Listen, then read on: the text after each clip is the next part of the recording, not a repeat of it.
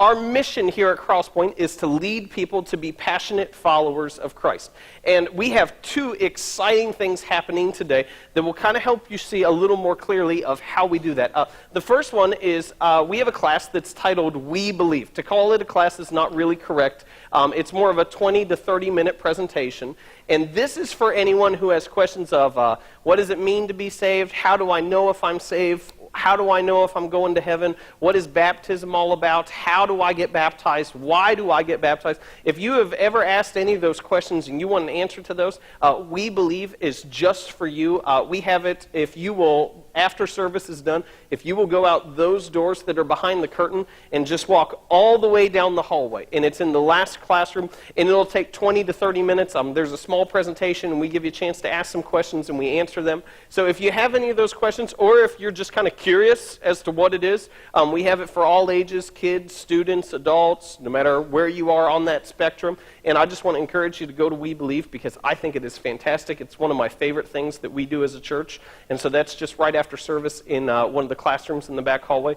The second thing that kind of is really exciting today in terms of what we're doing is we're going to share with you a little bit right up front at the beginning about kind of our plans and some business things on our side of the church. Now, originally when we were doing this, our district superintendent, Harold Barium, was supposed to be here. He kind of gives us oversight. He's responsible for 52 different churches across the Eastern Kentucky district, and he was supposed to be here. And how it was going to work is I was going to give the building presentation side of it, and he was going to give the message. But I got a text from him yesterday morning that his mother passed away.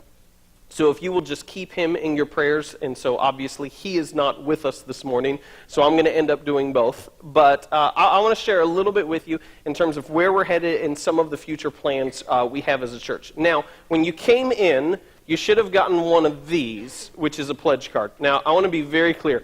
If you're a guest, this may be like the most horrific thing that has ever happened to you because you've heard horror stories of church and you just thought, oh, this is the Sunday that I come, the Sunday that they pass out pledge cards. And I want to say this, you have a right to make this a paper airplane, not now, and just use it for that purpose. And this is how you know if you have a right to do that. And that is if you don't yet have a seat.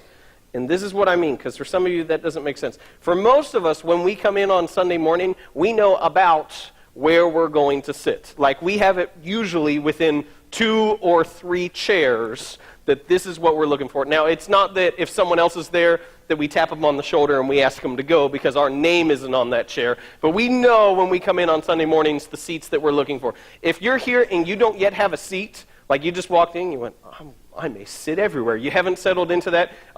Make this a paper airplane and do whatever you want with it. And this is kind of why I'm excited that you're here this morning, is you're going to get an inside look in terms of where we're headed as a church, stuff that we don't share every Sunday, and some of our plans. So you can just view it as that, as you're just an outsider and you're just hanging out, and you just get to see what's going on here. But for the rest of us, and as a whole, I want to share just for the next 10 minutes, so kind of settle in for a second, for the next 10 minutes in terms of what we're about and what that's going to mean over the next couple months for our church. When we first started, we had a really simple statement. We said that we don't want to be the same as every other church. We want to be a different kind of church. We want to be a different kind of church. And one of the statements that came out of that was, we're not a church for everyone. We are a church for everyone else. Now, I didn't come up with that statement. It was really neat because people just started saying that. Like, hey, we're not going to be a church for everyone. Some people didn't like us. That's okay. We're not going to be a church for everyone. We're going to be a church for everyone else. And as I was thinking on that, I was thinking, okay, so what does that mean in terms of we're a church for everyone else? Who is that everyone else? And as I really thought about it, and I kind of thought about the people who were at our church, I really came up with 5 groups of people. And I'm just going to take a second to share through these because I want you to see this is our mission. This is what we're about. That these 5 groups of people, that everyone else who we're reaching, we define as the young, the seekers, the extra grace people, the recovering church, and the movers. Go through that for just real quickly. We said, first of all, young people. We are after young people. Not because young people are better. Because if you go to most churches in our area, there are no young people. And those people need a relationship with Christ.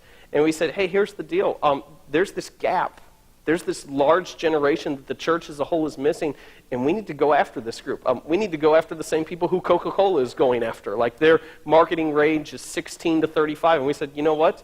There has got to be a church for this group, and as you can see, most of us here are very young. If you're here and you're not young, we are thrilled that you're here because you lend us wisdom and insight and prunes. I don't know. That was terrible. Does somebody else want to do this? I love you, Jenny. So we said, first of all, we're going after young people. The second thing that we said, these are the people who our church is for, is those who are seeking. Those who are coming in, and it's kind of, you don't necessarily know what all you believe. You don't necessarily know everything, but you're curious. And that's it. I was a part of a church once where a board member said that I believe at the front door people should be greeted with, this is what we believe and this is how we live, and if you don't agree with that, you can go somewhere else. And I thought that is the complete opposite of everything that I want our church to be. I want us to be, hey, you could disagree with everything. You could live completely different, and you're still welcome here. You've got a place to just come in, ask questions, check it out, and get to know some nice people, because you are very nice people, even when I make comments that may offend. So those are the seekers. The third group that we said is the extra grace people. Because of baggage, because of past, some people feel like, oh, I don't know, church is for clean people. And we go, no, absolutely not. Church is for people who need grace, and we all need grace. Some of us may feel like we need a little more grace than others, that we've got a past that doesn't make us okay, and we're saying, hey, this is the place for you. The fourth group of people we said is the recovering church. Growing up in church could leave you with a whole lot of baggage. Church people, I think we could all agree with this, are often very mean, are often very judgmental. Yeah, there are like more amens, mm-hms on that than anything we said for a number of months. Yeah, you feel that. And so we said, hey, we just want to give you a spot to come in. If you just need to get your feet underneath you, if you just need to come here for a few weeks or a few months and kind of recover, that's great. We're thrilled to have you. And then the last group we called the movers. These are the people who are just anxious to do more. They're not okay to just sit back and have nothing happen. I was having a conversation with my uncle a couple months ago, and he was very frustrated with where his church was, and he said, it has been years since we've seen someone baptized. It's been years since we've seen someone come to faith in Christ. And he goes, I don't want to be a part of that. He goes, I want to do something more. And many of you share that same mindset of, we want to do something more. We don't want to just sit back and have church every week. We want this to be going somewhere. And so when we say that we want to be a different kind of church, a church for everyone else, that's the group who we're talking about, that this is the church, those are the people who we need to reach and the people who our church needs to be about. Now, here's the thing. If we are going to continue being a different kind of church, we need more space. This is great because in the 9:15 service, we have about 60, 70 people somewhere in there. A lot of them are workers. Some of them come early. But it helps, and I had to explain what happened second service at 10:45. You guys can tell, look around the room for a second, we're pretty full. In fact, this is a great Bridgeway. It is so full usually on Sunday mornings at 10:45 that no matter how cold it is outside, it gets burning hot in this room. And so could we turn the air on? Yeah, thank you. Thank you, Paul. There we go. Like, I'm serious. Really need the air on. That we're packed out. We're trying to come up with some creative ways how we can extend that, get more chairs, pack as many seats as we possibly can in this room. But the fact is that we need more space. Now, when we say more space, we don't just mean that we need a big room and that's the big deal. We need a big room because bigger is better. We're saying specifically we need empty seats. We need empty seats. Now, some of you got to experience this just minutes ago. Normally when you come in, and especially if you come in late, almost all the seats are taken except for maybe the first or second row. So thank you, those of you who are here in the first and second row. I'm glad that you chose to sit close. And what happens is, especially for guests, they walk in and they come in the back, and some of you felt this morning, and it just looks packed. And you go, oh no, where am I going to sit? I got to go all the way down front, in front of everybody? And those are about the only seats that we have. In fact, last Sunday, if you were here, we had a total of 280 people between our morning services, which is just massive for this time of the year. And we had a large group of people who were just standing at the back in the corners because there were no more seats. And so you guys feel that we need empty seats. And so this is what we hope to do. We want to take the area of the building that is on that side. If you go all the way over there, when you drive up, it's in the front right corner, which is a large open area. It used to have a bunch of junk in it. It used to have a boat, which I really wanted them to keep because I thought, how sweet would that be if we had a Crosspoint boat? I mean, that's awesome. But it's gone. I don't know what happened to it, but it's not in my house, if you're wondering. So we're going to take that large open area, and we want to turn it into this, a place that will give us lobby space, offices, and most importantly, 566 seats. 566 seats of places that we can come and invite our friends. Now, the cost of that is going to be about $350,000. $350,000 a day. I want to address this real quickly, and we don't have a ton of time this morning because still have a lot that we're going to do. We've gotten lots of questions along the way as to why don't we just build like our own building? Why don't we just buy land or build our own building? And the issue is that where we're at giving-wise, and you guys are a very generous people. I mean, you're incredibly generous. Lots of you give, almost all of you give. Lots of you give a lot to really support what we're doing. But the issue is that where we're at giving-wise, either whatever we build is not big enough for us, or we would have a massive mortgage that we don't want to be under. We don't want to have so big of a mortgage that we can't actually do any ministry. And so that's why when we looked at that option of the $350,000 that would give us 566 seats, we said this is the absolute best thing for us at this point in time. And so cost for that is going to be $350,000. At first, we were trying to get a loan, but we could not get a loan because we had no collateral, because we do not own the building.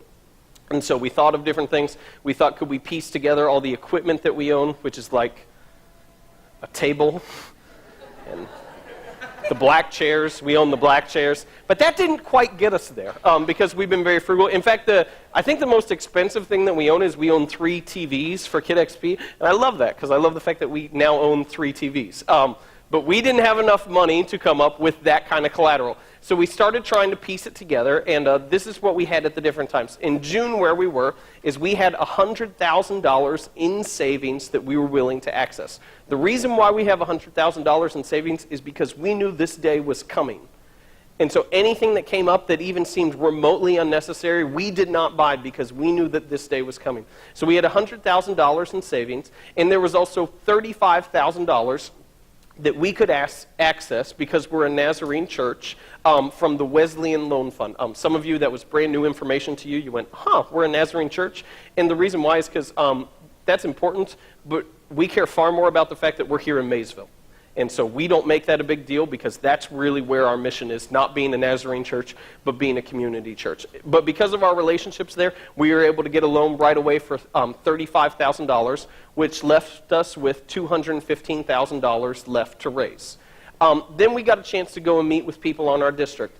And they were able to do 2 things for us. They said, first of all, we're willing to give you a cash gift right away of $15,000. And we are willing to loan you $25,000. Now, here is what is incredible and amazing about that. Is our district has 52 churches, and their budget is less than $200,000 in a year. And they said, we will give you $15,000, and we will loan you $25,000. So as I say, they really believe in what we're doing, because that is a massive amount of money for their size of the budget. But at that point in time, that still left us with $175,000 left to raise. And so we kind of went, okay, what can we do? Could we sell the table? Well, what can we do to make this actually? I could sign it if that devalue. Just trying to figure out how we could possibly make this work. And then we had 10 families who came together, 10 families who believed in what we were doing. And they said, hey, here's the deal. We're willing to get us to that next step where we could actually make a dent in this and actually get to that point in time.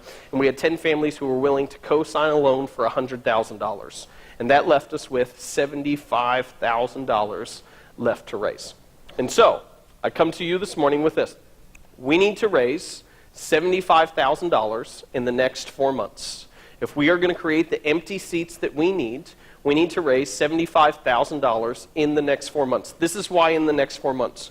If the money comes in, we have said that once $50,000 comes in, we will start building on that. And if that comes in the time frame that we expect, that means we don't have to resubmit permits and all these other things, which is a small cost, but it's mostly a hassle and more time. We don't have to resubmit permits to the state. And the other thing on it is that we've been told from the time construction starts, it will only be 90 days. And so that will get us in before summer, which will give us a chance to get all the kinks out before school starts. And I don't know if you guys knew this. I know this. I think you know this. Like, in summer, no one goes to church. Like, some of you go to church, but most of the time people are traveling all over the place, and you stop in, and then once school starts, everyone's back, and it's like family reunion for the next 9 months. And so if we could get in there before summer, we'll get a chance to get everything working before school starts in there. So to do that, we need to raise $75,000 in the next 4 months, and how that works out to is $75,000, the money we have left to raise, divided by the 566 seats, brings it out to $132.51 a seat. Now, I want to pause right here. The reason why you are able to sit in a chair today is because many people have made great sacrifices in their time, in their finances, and in their energy to create a place like this. That's why we have open seats this morning. And so I just want to be very clear. When we say that it comes down to $132.51 a seat, we're not going, yeah, more seats, we'll build a big building. Because I think a lot of churches get stuck in that. Our goal is to build a big building. I don't care about building a big building. I'm okay with building. I'm okay with no building. I care about creating a place where we can bring our friends and invite them into here, where they can hear the message that God created them, God loves them, and more than anything else, God wants a relationship with them. And so how that comes down to for us and what we're doing is $132.51 a seat. We have a quick video that I want to show to you that makes this a little clearer about what those seats are about. So go ahead and play that.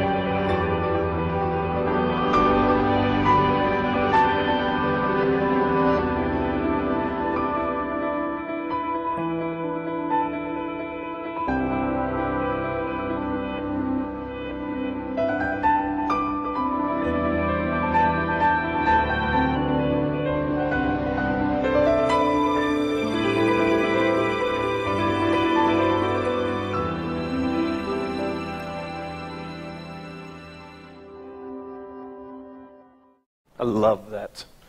Okay, so 2 things that we need for you to do. We need you to do 2 things. We need you to invest, and we need you to pray. I want to talk about the invest side first real quick. You got one of these when you came in. If you'll go ahead and pull it out, I will walk you through it real quickly, just so that it makes sense.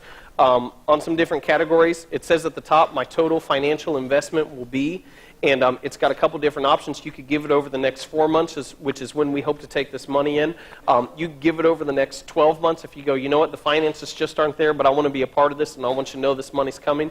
Or the option that we'll most prefer, because it'll put us ahead on where we need to be, is to give it as a one-time gift. If you go, you know what, I've got money in savings that I can take out of, and I can replenish that over time, and I can just give that all up front, so we'll be that much closer to starting the project. Other things we have on there, we've got a section there for I would like a monthly statement reminder. That's if, for those of you who would just like to be reminded, you don't have to fill something out there if you don't want to be, if we could help you in any way there. And then the last thing on there is please send building updates too. For anyone who fills one of these out, we would love to have your email address so we can keep you up to date in terms of where we are and how much progress we've made and what we've taken in. The reason why we're presenting this on a Sunday morning. We presented this to a group in our church called the Partners, those who are really in a couple weeks ago. The reason why we take the time to present this on a Sunday morning is 2 things. First of all, is we want you to know what we're doing. Even if you're not a part of this, even if you go, hey, I'm brand new, I'm just not there, that's okay. We just want you to be aware of what's going on and what we're about. The second reason is this, is when we met with our district, and I really wish Harold Berrien, our DS, was here this morning so that I could say this to him to his face. But we're going through these different things, and I was starting to push the district leadership on some things, which I know that's probably not shocking to you. It's getting a little aggressive. And I was talking to them about the importance of risk and being willing to make a sacrifice and stepping out in faith. And this was his response. And I love this. He goes, I love to be a part of faith. Things that take faith, I love to be a part of that. And he even said, I will do anything I can to be a part of what you guys are doing because I think it takes faith, and I love that. And that was such a neat perspective. For me, normally when we ask people to make sacrifices in church, normally we do it with an apology. Like, I'm so sorry, we've got to bring this up. But his perspective was completely different. Of something that's a risk, something that is over and above, he says, I love to be a part of that. And his thing was, God honors that. God blesses that. Now, this is not what I'm saying. And I want to be very clear on this, because I think some churches say this way too much. Some churches say, if you give $10, there will be $100 in your mailbox when you come home. Now, if there is $100, give that too. But that's not what we're saying. I believe when we take risks, I believe that God honors that. God blesses that. God blesses that in a multitude of different ways. And it's not necessarily money, which is normally what we think. Now, I've heard 100 stories in my life at least of people who gave, who took a risk, and were rewarded financially. But I'm not talking about that at all this morning. I'm just saying this. For me personally, I love being a part of things that take that faith, that take that risk for something better. I shared this 2 weeks ago with a group, but the group of 10 families in our church who were willing to co-sign the loan, me and Bethany were a part of that group. And the thing that comes with some added risk to us, because if for some reason we weren't able to pay on that note, it would mean, this is not going to happen, but if for some reason we were called to pay on that note, it would mean that something catastrophic had happened to the church. And most likely, we would be out of a job, because there would probably be no church if we were called in to pay on that note. And so us being on that note means that we would be responsible for $10,000, and we would probably have no paycheck at that time. But I'll tell you this, I want to be a part of that. I want to be a part of that group that's saying, hey, I'll take that risk. I'll take that step because I believe in what we're doing. And so that's what these pledge cards are. If you've had time to think about this for the group that we told you some of this before, and you're able to fill that out today, we've got some pens in the back if you don't have one, and if you'll just drop those in Tom on the way out. If you're here and you still need some time to think about it, take a week, pray about it, talk to your spouse if you haven't already. I beg of you, talk to your spouse if you haven't already. And when you come back next Sunday, we'll have these for you. You don't have to keep them. We have extra copies, and if you'll just fill those out and drop them in Tom, and that'll give us a place that has empty chairs. The second side of this is the pray side. And I save this for last because to me this is the most important side. We believe so much in the importance of praying for God's guidance and His direction in what we're doing here that we kind of set up a little thing that if you walk through, if you want to see the new building portion, all you have to do, walk out those doors, go to the right, and turn before you get to the bathroom. If you get to the bathroom, you've gone too far. Turn before you get to the bathroom and just follow that hallway through, and you'll get to some doors that has that big open area. And what we did is we laid down 566 paper plates in the layout that the seats are going to be in. So it really gives you a feel for what that room is going to look like amidst the wood everywhere and 5 old pianos in the corner and things like that. But we laid down 566 different paper plates throughout the room, and this is what we want you to do. And hear me, I want every one of you to do this. If you will take some time, it could be after service today, it could be next week, but we have some markers around, and if you would write your name on one of the paper plates, and write the names of your family members on some of the other paper plates, and then we want you to take a few minutes, and we want you to write the names of the people who you're praying for, the people who you're inviting, or the people who you're thinking about, who will fill those seats one day, because that's what we're focused on. It's not about building the building. It's not about having a nicer facility. It's about creating empty chairs for people who need a relationship with God to fill in.